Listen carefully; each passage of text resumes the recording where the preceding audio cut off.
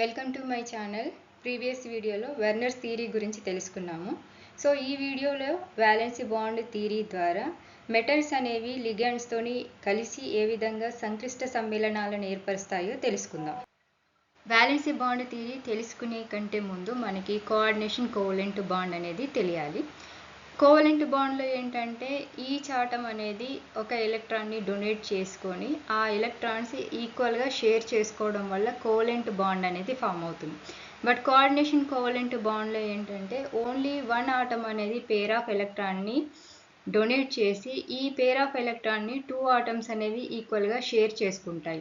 So దానివల్ల మనకి coordination covalent bonds అనేవి ఫామ్ అవుతాయి. దీన్ని ఆధారంగా చేసుకొని లీనస్ అనే సైంటిస్టు మొదటిసారిగా వ్యాలెన్సీ బాండ్ థియరీని తెలియజెప్పాడు. సో దీని ప్రకారం ఏంటంటే మెటల్స్ అనేవి వేకెంట్ ఆర్బిటాల్స్ని కలిగి ఉంటాయి, లైక్ SPDF. లిగెండ్స్ అనేవి పేర్ ఆఫ్ ఎలక్ట్రాన్స్ని కలిగి ఉంటాయి. ఈ పేర్ ఆఫ్ ఎలక్ట్రాన్స్ అనేవి వేకెంట్ ఆర్బిటాల్లోకి ఎంటర్ అయ్యి వాటి మధ్య బాండ్ అనేది ఫామ్ అవుతుంది. ఈ బాండ్ ఫామ్ అవడం వల్ల మనకి కాంప్లెక్సెస్ అనేవి ఏర్పడతాయి. దీన్నే వ్యాలెన్సీ బాండ్ థియరీ అని అంటారు. సో కోఆర్డినేషన్ కంపౌండ్స్ యొక్క జామెట్రీ మరియు మ్యాగ్నెటిక్ ప్రాపర్టీని మొదటిసారిగా వ్యాలెన్సీ బాండ్ థియరీ ద్వారా తెలుసుకున్నారు. ఫర్ ఎగ్జాంపుల్ ఇక్కడ ఆక్టాహైడ్రల్ కాంప్లెక్స్ చూడండి. ఇవి రెండు రకాల కాంప్లెక్స్ని ఫామ్ చేస్తాయి. ఈ రెండు రకాల కాంప్లెక్స్లు ఎందుకు ఏర్పడతాయి అంటే ఏ రకమైన ఆర్బిటాల్స్ అనేవి అందులో పార్టిసిపేట్ చేశాయో దాని ఆధారంగా రెండు రకాల కాంప్లెక్సెస్ అనేవి ఏర్పడినవి. ఫస్ట్ ఇన్నర్ ఆర్బిటాల్ కాంప్లెక్స్లో n-1 d ఆర్బిటాలు పార్టిసిపేట్ చేస్తాయి. అవుటర్ ఆర్బిటాల్ కాంప్లెక్స్లో ND ఆర్బిటాల్స్ అనేవి పార్టిసిపేట్ చేస్తాయి. బట్ రెండిటి యొక్క కోఆర్డినేషన్ నెంబర్ అనేది 6. ఇన్నర్ ఆర్బిటాల్ అనేవి D2 sp3 హైబ్రిడైజేషన్ని చూపిస్తుంది. అవుటర్ ఆర్బిటాల్ అనేవి sp3 d2 హైబ్రిడైజేషన్ని చూపిస్తాయి. సో ఇన్నర్ ఆర్బిటాల్లో స్ట్రాంగ్ లిగాండ్స్ ఉంటాయి, ఇవి లో స్పిన్ని కలిగి ఉంటాయి. సో ఈ స్ట్రాంగ్ లిగాండ్స్ అనేవి ఉండడం వల్ల ఎలక్ట్రాన్స్ అనేవి హన్స్కీ రూల్ అగైనెస్ట్గా పేరప్ అవుతూ ఉంటాయి. అందువల్ల ఇన్నర్ ఆర్బిటాల్స్ అనేవి డయామాగ్నెటిక్ నేచర్ని కలిగి ఉంటాయి. అవుటర్ ఆర్బిటాల్లో ఏంటంటే వీక్ లిగాండ్స్ ఉంటాయి, హై స్పిన్ని కలిగి ఉంటాయి. సో వీక్ లిగాండ్స్ ఉండటం వల్ల కాంప్లెక్స్లో ఎలక్ట్రానిక్ కాన్ఫిగరేషన్ అనేది ఏ రకమైన మార్పు ఉండదు. ఎక్కువగా కాంప్లెక్స్ అనేవి పారామాగ్నెటిక్ నేచర్ని కలిగి ఉంటాయి. రెండు కాంప్లెక్స్ యొక్క ఎగ్జాంపుల్స్ చూడండి. సో కోఆర్డినేషన్ కంపౌండ్స్ యొక్క జామెట్రీ మరియు మ్యాగ్నెటిక్ ప్రాపర్టీని ఏ విధంగా రాయాలో తెలుసుకుందాము.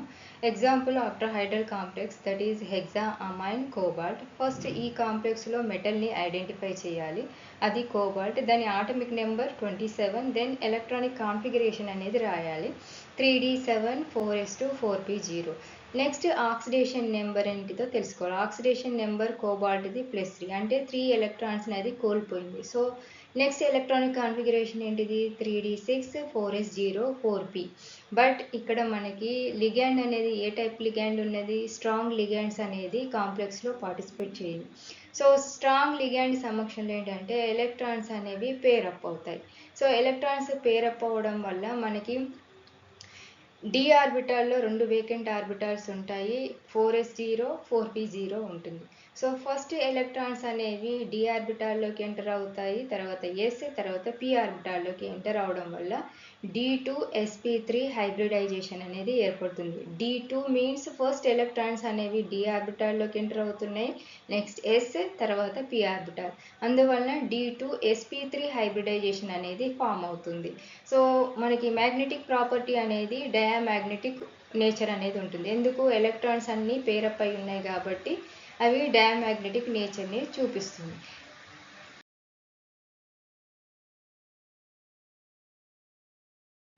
సో కోఆర్డినేషన్ కంపౌండ్ 4 ఉన్న కాంప్లెక్స్ కూడా 2 టైప్స్ ఆఫ్ హైబ్రిడైజేషన్ని చూపిస్తాయి, అది sp3 హైబ్రిడైజేషన్ మరియు dsp2 హైబ్రిడైజేషన్ని చూపిస్తాయి.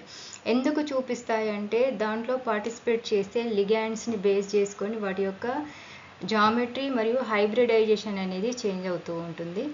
sp3 హైబ్రిడైజేషన్ చూపించే కాంప్లెక్స్ అనేవి టెట్రాహైడ్రల్ జామెట్రీని కలిగి ఉంటాయి. ఇందులో వీక్ లిగాండ్స్ మరియు హై స్పిన్ని కలిగి ఉంటాయి. అదే dsp2 హైబ్రిడైజేషన్ చూపించే కాంప్లెక్స్ అనేవి స్క్వేర్ ప్లేనర్ జామెట్రీని కలిగి ఉంటాయి. ఇందులో స్ట్రాంగ్ లిగాండ్స్ అనేవి లో స్పిన్ని కలిగి ఉంటాయి. ఎగ్జాంపుల్స్ చూడండి. నెక్స్ట్ మోస్ట్ ఇంపార్టెంట్ క్వశ్చన్, ఎందుకు టెట్రాసైనోనికెల్ అనేది టెట్రాహీడ్రల్ జామెట్రీని చూపిస్తుంది మరియు టెట్రాక్లోరోనికెల్ అనేది స్క్వేర్ ప్లేనార్ జామెట్రీని చూపిస్తుంది. సో ఈ విధంగా క్వశ్చన్ ఇచ్చినప్పుడు ఫస్ట్ ఏ టైప్ ఆఫ్ లిగెండ్స్ అనేవి కాంప్లెక్స్లో ఉన్నాయనేది తెలుసుకోవాలి. ఈ రెండు కాంప్లెక్స్లో ఫస్ట్ కాంప్లెక్స్ టెట్రాసైనోనికెల్లో సైనో అనేది strong ligand. So strong ligands ఉన్నప్పుడు ఎలక్ట్రాన్స్ అనేవి పెయిరప్ అవుతాయి. అండ్ దాని తర్వాత ఆక్సిడేషన్ స్టేట్ అనేది చూడాలి. సో నికెల్ ఆక్సిడేషన్ స్టేట్ అనేది +2. ఇందులో ఫస్ట్ ఎలక్ట్రాన్స్ అనేవి డి ఆర్బిటాల్లోకి, తర్వాత పి ఆర్బిటాల్లోకి వెళ్ళడం వల్ల టెట్రాసైనోనికెల్ అనేది DsP2 హైబ్రిడైజేషన్ని చూపిస్తూ స్క్వేర్ ప్లేనార్ జామెట్రీని కలిగి ఉంటుంది. సో ఎలక్ట్రాన్స్ పేరప్ అయినాయి కాబట్టి డయామాగ్నెటిక్ నేచర్. అదే టెట్రాక్లోరోనికెల్లో క్లోరిన్ అనేది week ligand. And weak ligand ఉండడం వల్ల జనరల్ ఎలక్ట్రానిక్ కాన్ఫిగరేషన్ అనేది ఉంటుంది. ఎలక్ట్రాన్స్ అనేవి పేరప్ అవ్వవును. సో ఇక్కడ కూడా ఆక్సిడేషన్ స్టేట్ +2. తర్వాత ఎలక్ట్రాన్స్ అనేవి ఫస్ట్ s ఆర్బిటాల్లోకి వెళ్తాయి, తర్వాత p ఆర్బిటాల్లోకి వెళ్ళడం వల్ల sp3 హైబ్రిడైజేషన్ని చూపిస్తుంది. సో టెట్రాక్లోరోనికెల్ అనేది టెట్రాహీడ్రల్ జామెట్రీని కలిగి ఉంటుంది మరియు పారామాగ్నెటిక్ నేచర్ని కలిగి ఉంటుంది. నెక్స్ట్ క్వశ్చన్, ఎందుకు టెట్రాకార్బోనైల్ నికెల్ అనేది టెట్రాహీడ్రల్ జామెట్రీని కలిగి ఉంది, టెట్రాసైనోనికెల్ అనేది స్క్వేర్ ప్లేనార్ జామెట్రీని కలిగి ఉంది? ఎందుకు? సో ఫస్ట్ మనం ఏం చేయాలి, లిగాండ్స్ని ఐడెంటిఫై చేయాలి. రెండు కాంప్లెక్స్లో లిగాండ్స్ అనేవి స్ట్రాంగ్ లిగాండ్స్ ఉన్నాయి. సో ఎలక్ట్రాన్స్ అనేవి పేరప్ అవుతాయి. నెక్స్ట్ దీని తర్వాత మెటల్ యొక్క ఆక్సిడేషన్ స్టేట్ చూడాలి.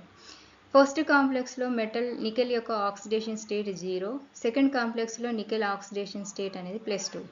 సో ఫస్ట్ కాంప్లెక్స్లో ఎలక్ట్రాన్స్ అనేవి ఫస్ట్ s ఆర్బిటాల్లోకి వెళ్తాయి, తర్వాత p ఆర్బిటాల్లోకి వెళ్తుంది. కాబట్టి టెట్రాకార్బోనైల్ నికెల్ యొక్క హైబ్రిడైజేషన్ అనేది sp3 మరియు టెట్రాహీడ్రల్ జామెట్రీని చూపిస్తుంది. డయామాగ్నెటిక్ నేచర్ ఉంటుంది. సో టెట్రాసైనోనికెల్ అనేది DsP2 హైబ్రిడైజేషన్ని చూపిస్తుంది, స్క్వేర్ ప్లేనర్ జామెట్రీ ఉంటుంది, డయామాగ్నెటిక్ నేచర్ అనేది ఉంటుంది. సో ఈ విధంగా కాంప్లెక్స్ ఇచ్చినప్పుడు ఫస్ట్ టైప్స్ ఆఫ్ లిగెండ్ ఏంటిదనేది తెలుసుకోవాలి. నెక్స్ట్ ఆక్సిడేషన్ స్టేట్ అనేది తెలుసుకోవాలి. సో ఆటోమేటిక్గా జామెట్రీ, మ్యాగ్నెటిక్ ప్రాపర్టీ అనేది తెలుస్తుంది. So limitations of valency bond theory, ఈ సిద్ధాంతం ద్వారా మనము జామెట్రీ మరియు మ్యాగ్నెటిక్ ప్రాపర్టీ అనేది చెప్పవచ్చు. కానీ కంపౌండ్స్ అనేవి కలర్ కాంప్లెక్స్ని ఏ విధంగా ఏర్పరుస్తున్నాయి అనేది చెప్పలేకపోయింది. అంతేకాకుండా స్పెక్ట్రల్ ప్రాపర్టీస్ని గురించి చెప్పలేదు. అలాగే స్ట్రాంగ్ లిగాండ్స్, వీక్ లిగాండ్స్ అనేవి వేటిని అంటారో అనేది కూడా క్లియర్ ఇన్ఫర్మేషన్ లేదు. సో ఈ సిద్ధాంతం ఆధారంగానే క్రిస్టల్ ఫీల్డ్ థియరీ అనేది ఏర్పడింది. కొన్ని important questions. First question, coordination కంపౌండ్స్లో ఆక్టాహెడ్రల్ జామెట్రీ అనేది ఏ రకమైన హైబ్రిడైజేషన్ని చూపిస్తుంది? ఏంటిది? D2sp3 హైబ్రిడైజేషన్ లేదా sp3d2 హైబ్రిడైజేషన్. నెక్స్ట్ క్వశ్చన్, టెట్రాసైనోనికెల్ అనేది డయామాగ్నెటిక్ నేచర్ని కలిగి ఉంటుంది మరియు టెట్రాక్లోరోనికెల్ అనేది పారామాగ్నెటిక్ నేచర్ని కలిగి ఉంటుంది. ఎందుకు? టెట్రాసైనోనికెల్లో సైనైడ్ అనేది స్ట్రాంగ్ లిగాండ్, అందువల్ల ఎలక్ట్రాన్స్ అనేవి పేరప్ అవుతాయి కాబట్టి డయామాగ్నెటిక్ నేచర్ని కలిగి ఉంటుంది. నెక్స్ట్ క్వశ్చన్, p ఆర్బిటాల్ అనేవి సైడ్ వైజ్ ఓవర్లాప్ అవ్వడం వల్ల ఏ రకమైన బాండ్స్ అనేవి ఫామ్ అవుతాయి? ఏ బాండ్స్ ఫామ్ అవుతాయి? పై బాండ్స్ అనేవి ఫామ్ అవుతాయి. నెక్స్ట్, హెక్సా అమైన్ కోబాల్ట్ అనేది వ్యాలెన్సీ బాండ్ థియరీ ప్రకారము ఏ రకమైన జామెట్రీని చూపిస్తుంది? ఏంటిది? ఆక్టాహెడ్రల్ జామెట్రీని చూపిస్తుంది.